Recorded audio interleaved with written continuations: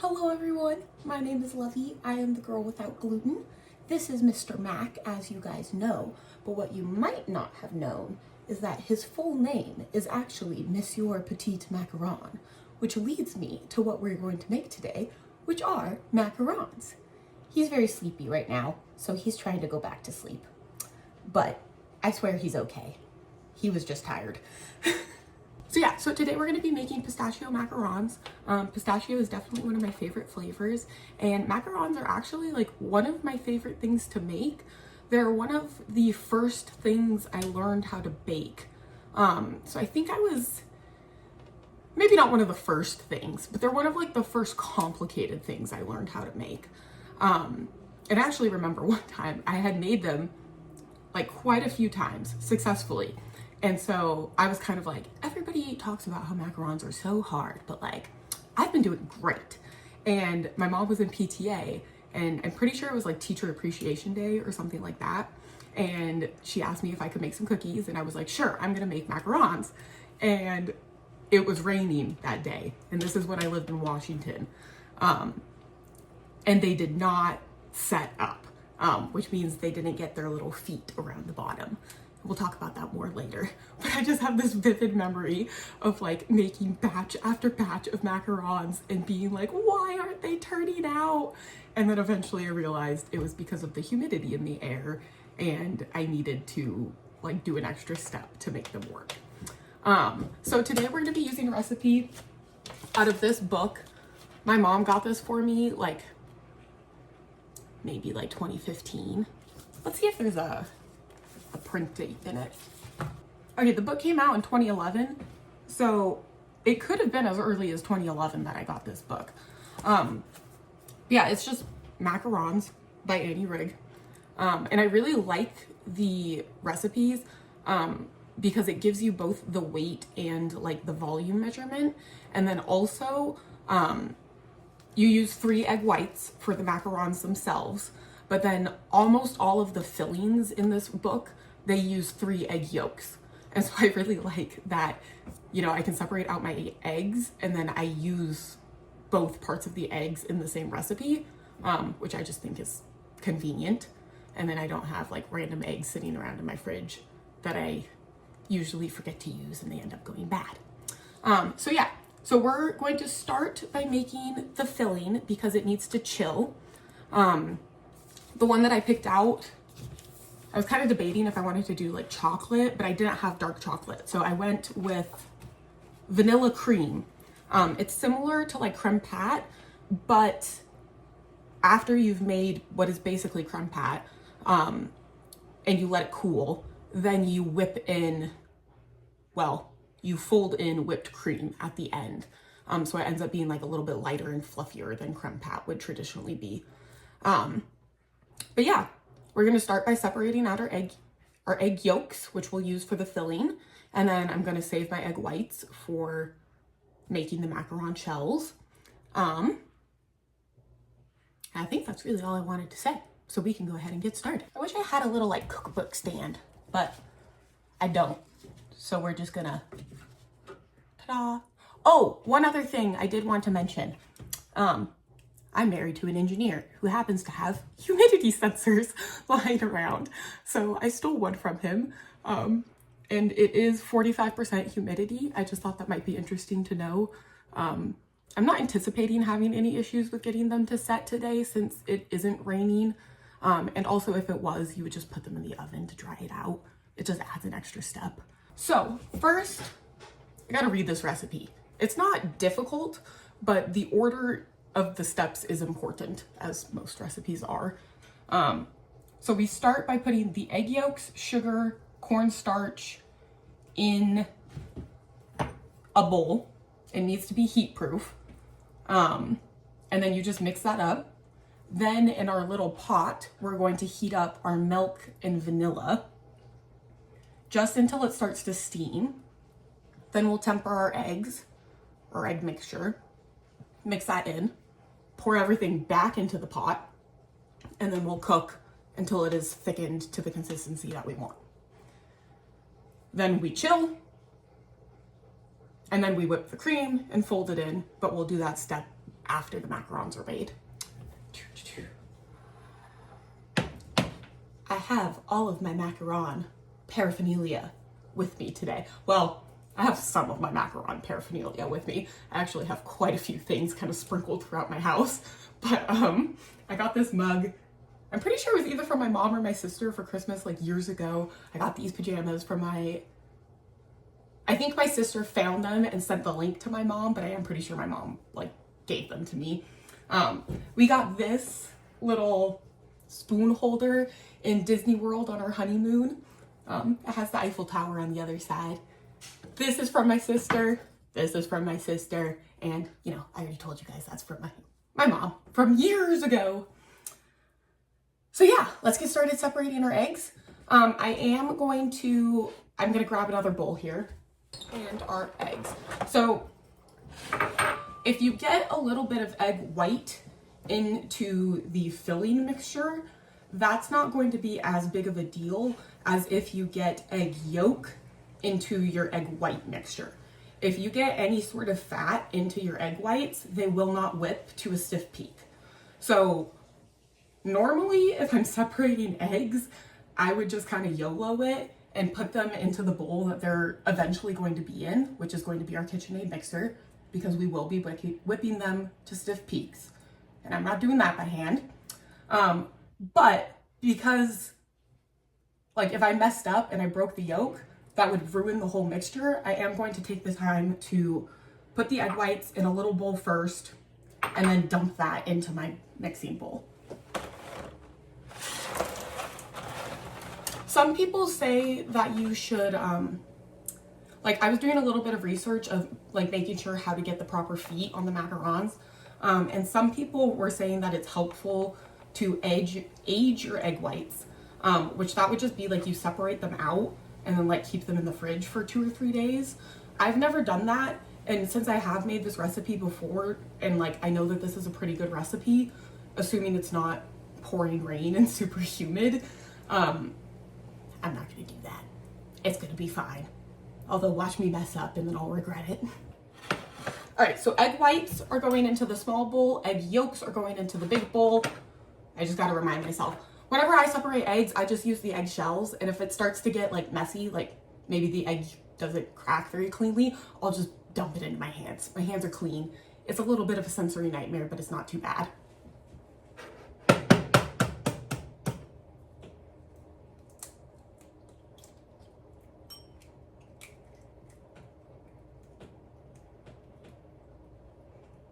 So I'm just letting the egg white drip off and then passing it back and forth between the shells, just letting the egg white drip off. We'll do that a few times. Oh, there we go. Luckily I didn't break the yolk, so we're good.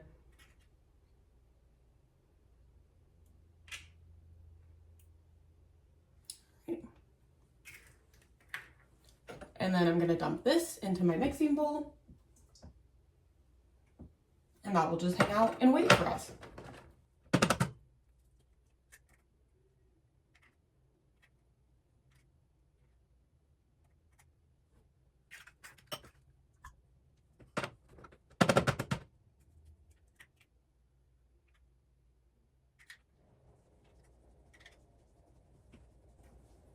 All right, success. We didn't break any yolks. I also have my towel that's macaron themed. I also have like an apron and a couple other things, but I thought this was enough decoration for this video.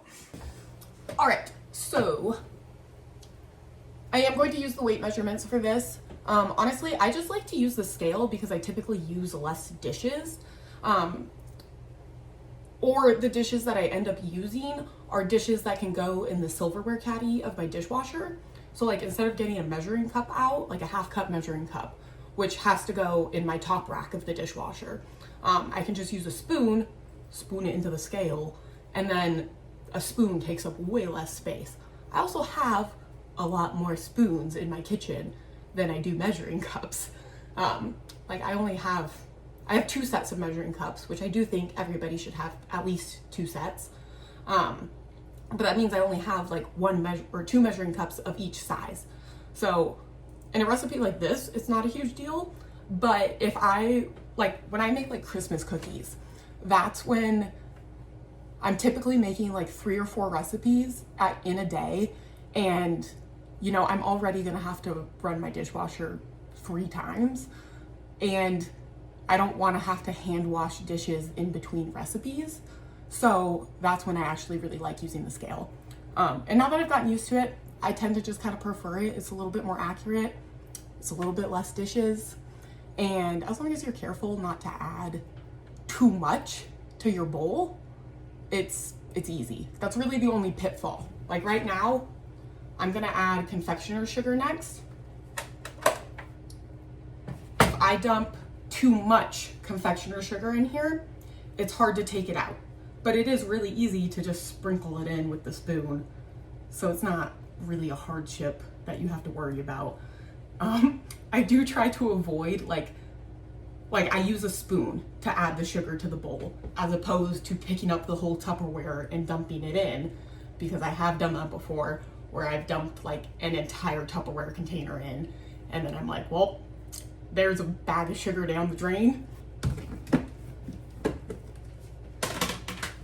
Okay, so this is calling for 75 grams of superfine caster sugar, which I do actually have on hand. Normally I get the organic cane sugar from Costco, and that is like a bigger like sugar crystal, but they were all out of stock, so I ended up getting the caster sugar from Costco, and that actually works out really well for today.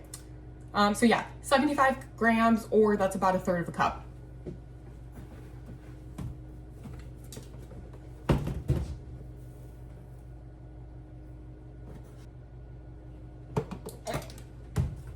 I did manage to get sugar all over the stove, but that's okay.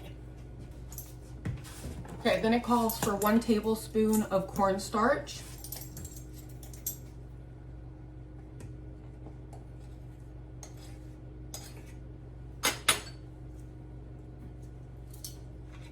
Okay, so now we can whisk to combine. One thing about using scales, you don't want to like stir when the bowl is on the scale. That will just like wear it out faster and make it like not as calibrated. So I'm going to take this off, tear that out, use that in a minute. I'm going to grab one of my trusty mini whisks.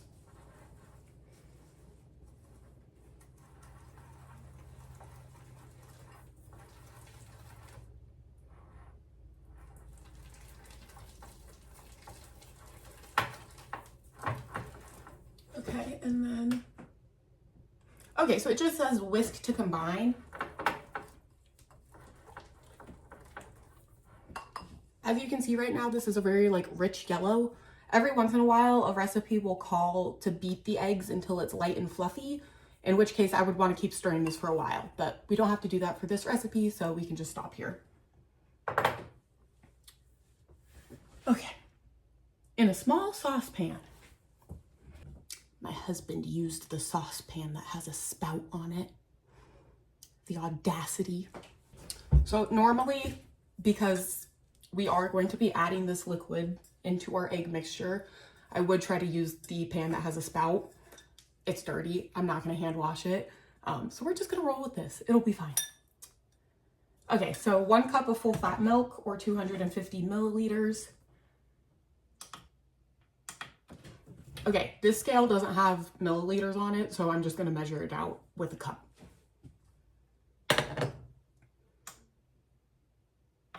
One other thing, I try to remember to turn the scale off before I move it, just so that I am taking care of my tools. And this was a wedding gift. Thanks, Lynn. I actually use this scale all the time, and I really like it. But yeah, I got it for my bridal shower, so thank you, Lynn. It does specify whole milk, so we are using Gus's milk for this. I have made creme pat with lactose-free milk before, and I didn't have a problem with it. What I did have a problem with was when I used the fat-free, lactose-free milk. So if it specifies whole milk, make sure you're using whole milk. But yeah, I wasn't gonna go buy whole milk, lactose-free, just to only use a cup of it. Plus, there's butter in this recipe, so it's gonna have lactose in it anyways.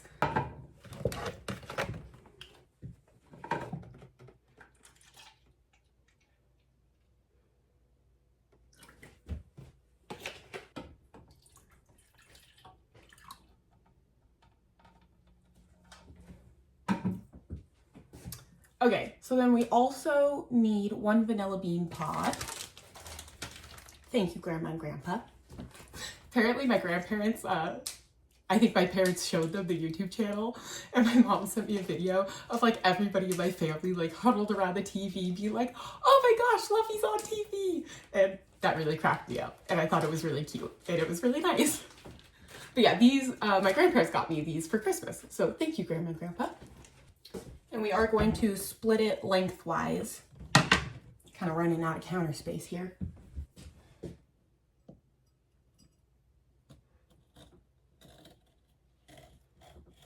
we go.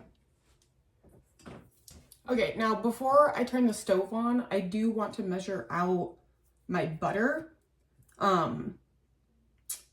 Because we want that to be cold when we add it, and I just want to measure it out before I have the stove turned on, really. Which I actually need my cutting board.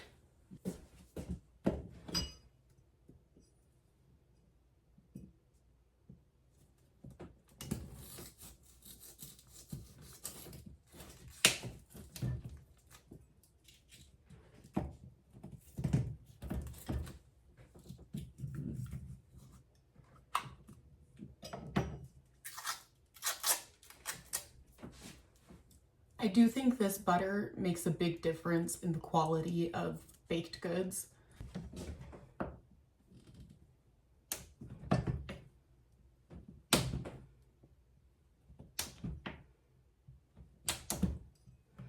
And I'm just cubing it up so that it melts better when we add it in. Okay, we'll set that off to the side. And now we're gonna start on our milk. We want to bring this up to like, not even like a simmer. We want it to just really start like steaming. And that's why I didn't want to like start this process and then go start something else, like measuring with the butter. Because I don't know exactly what happens if you like scald your milk. I think it does something to the fat, and it makes it so that like it doesn't emulsify correctly or like something like that. I don't really know, but I have done it before and it like kind of curdles and it gets weird. So yeah, you just want to bring it up to like the barest simmer, and then we'll add it in and to the egg mixture. And at that point, you're not worrying about like the consistency of the filling. You're just tempering the eggs. So, oh, I guess I should explain that. When I talk about tempering the eggs, the fear is that when you add something hot to eggs, you'll end up with scrambled eggs, which I have done that before. It's disappointing. So what you want to do is add the hot liquid really slowly to the egg mixture, and that way it incorporates and slowly brings the eggs up to the same temperature as the rest of your liquid, and then that way you avoid having scrambled eggs.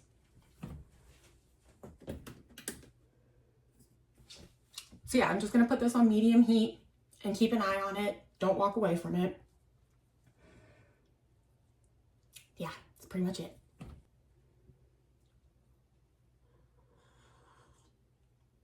Okay, so I turned this down to low, just because this is also like what's steeping the vanilla flavor in. So I wanted to give it like a few more minutes of, I don't know, steeping, I guess. So yeah, but we are just barely starting to steam now. So I'm just going to start waiting for little bubbles. And as soon as I see little bubbles, we'll start tempering. Hopefully I don't make a big mess when I do it. We're also going to need some sort of like spatula. I like to use a silicone one to transfer. Once we get the whole mixture into this bowl, we transfer it back into the pot. And so you'll want something to scrape it with. I also have my bowl and strainer ready because once we're done with this, I don't want it to overcook. So once it's done cooking and it's like to the thickness that you want to be able to remove it from the heat right away. I did go for a wide, shallow bowl, so that way it's in a thin layer and it will cool faster. And then yeah, we're just straining it because if you did get any solid egg protein, you don't want that in your final product, and we'll strain it out. And I can kind of see that my milk is starting to get a little bit more vanilla colored, and some of the like little vanilla bean flakes, whatever they call that, that is starting to come out too. So I'm glad I turned it down to low. I think that was the right move. All right, so this is, it's not quite bubbling, but it looks like it's right on the verge of about to bubble. So I'm gonna go ahead and start tempering my eggs. Hopefully I don't make a big mess and spill milk everywhere, but we'll find out together.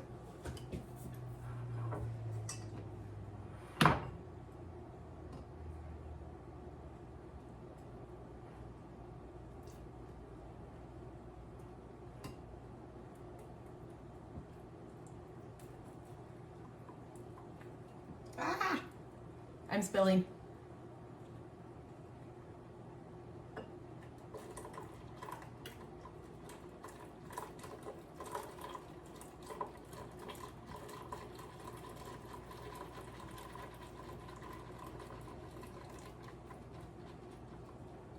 Very cool. And I'm gonna ditch the vanilla bean pot at this point and really quickly clean up my spilled milk. And be careful not to burn yourself. Stove is hot. All right, so now we're gonna go back into this pan. I don't think I scrambled my eggs. So as you can see, it's still very liquid. They're still very thin, I guess is what I mean. Okey-dokey. And now we're just gonna go low and slow until it thickens. Yeah, it says cook gently over low heat, stirring constantly until the custard comes to a boil and thickens. Okay, so this is going to come to a boil. That's good to know. I do think I'm gonna turn it up to like medium low, just so we're not standing here all day. But yeah, you definitely don't want to walk away from this. Stir constantly. When it says stir constantly, it means stir constantly. As much as I would like to pretend it doesn't. And I have found that this will go like 0 to 100 really quickly. So all of a sudden it will be like, it's runny, it's thin, doesn't look like anything's happening, and then bam, it's like super thick. So you, okay, one other thing, make sure that you're scraping into the corners of the pan, just because you don't want like a big clump of something to get stuck there. They actually make whisks that are like specifically for that purpose. I think they're like sauce whisks or like gravy whisks or something, but they're shaped a little bit differently so that they like fit into that corner edge of your pan. Someday if I had a really big kitchen, that would be nice. But alas, I live in an apartment. It just occurred to me that I could use the cream cheese filling I made for the crepes. I could have used that as filling for my macarons. And that would have been a really good way to use up that cream cheese filling. But then I would have had 3 egg yolks sitting in my fridge. So perhaps this is for the best. Okay, we're starting to get more viscous, or less viscous. So I think we're almost there. We are going for the consistency that will coat the back of a spoon. Oh yeah, we're almost there.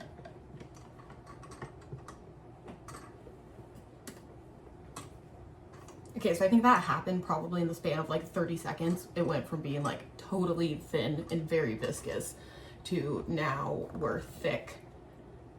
Not quite coating the back of the spoon yet, I don't think. And I did just drop the temperature back down to as low as possible, just because this is the critical step.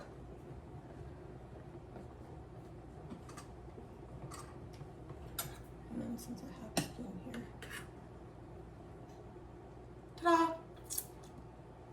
it tastes like sugar and fat. Who'da thunk it? All right, so I'm killing the heat. Going to add in my butter now. I'm actually gonna slide this off the burner.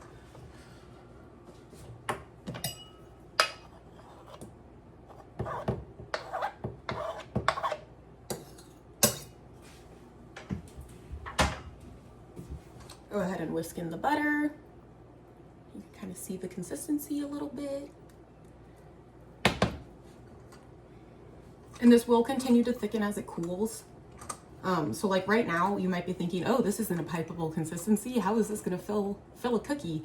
But it does thicken up quite a bit as it cools.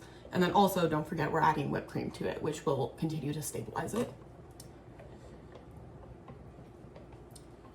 All right, I think my butter is fully incorporated. So now we're gonna go ahead and add this, or strain our sauce. Do this later, I guess. I don't want to put my bowl on top of my burner that was just hot, because then I'll crack my bowl, and I like these dishes.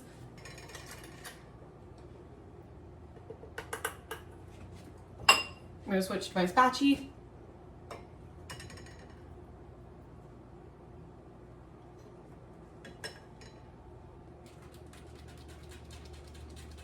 All right, so now we want to put cling film on top of this. And you do actually want to touch the cling film to the top of the liquid filling. It's not really liquid anymore.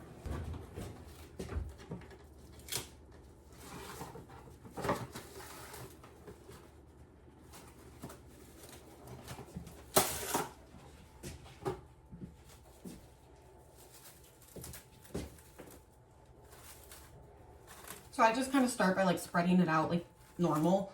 And then if you lift up a corner and push it down, and then lift up the next one and push it down, and then you kind of work from the center out to the edge. We do this to prevent a skin forming on top as it cools.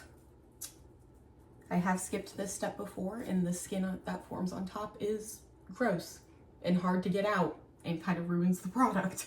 So we don't recommend skipping this. Okay, so yeah, I'm not gonna tilt this too far because then I would lose half of it, but the cling film is actually touching the surface of the filling, and I'm gonna let this cool on the counter for maybe like 20 minutes, and then I'll put it into the fridge when it's cooled down a little bit, because I don't wanna make my fridge hot. All right, cool. Wow, that took me 50 minutes. So I'm going to clean up, reset the kitchen a little bit, and then we'll get started on our pistachio macaron shells. All right, hello everyone, we are back. So the macarons are out of the oven. I've kind of reset the kitchen a little bit. So now we're gonna go ahead and finish off our filling. So we have our chilled creme pat. We're gonna whip up some cream and fold it in. We need 100 milliliters of heavy cream.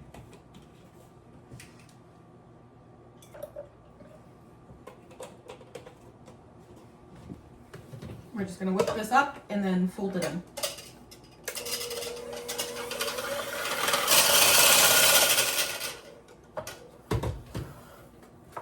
Now that this is more chilled, so you can actually see like the plastic wrap is 100% touching this. And now that it is chilled, like I can hold the bowl sideways, and it is starting to go a little bit, but it's not like sliding out.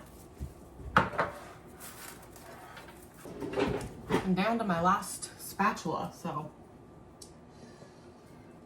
hopefully we don't need any more. This is not my preferred spatula because it's hard to get into the corners, but it'll get the job done, especially if I don't knock anything over.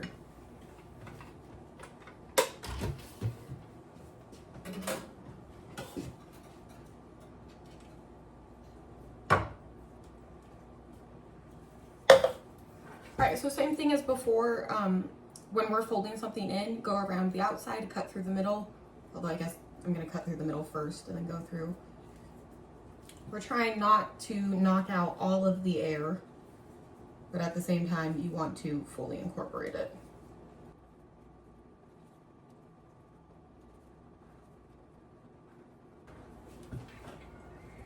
So right now, we've got clumps of whipped cream in there, so we've got to keep stirring. Just stir gently until fully combined. Okay, so we got most of our clumps of whipped cream out. This is a lot looser than I thought it was going to be. I was picturing something that was more like, almost like buttercream consistency. So I don't think this is going to be stiff enough for me to pipe it around the edges and put the pistachio cream in the middle. So I think what I'm gonna try doing is getting a little bowl and actually mixing the pistachio butter together with this, and then it can just be a really thin layer in between.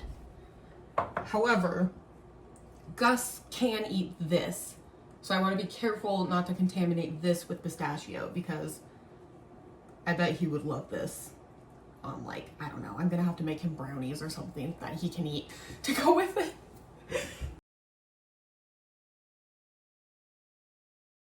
We call him Mac for short, because that's a little bit easier. But, oh, big yawn. Big yawn.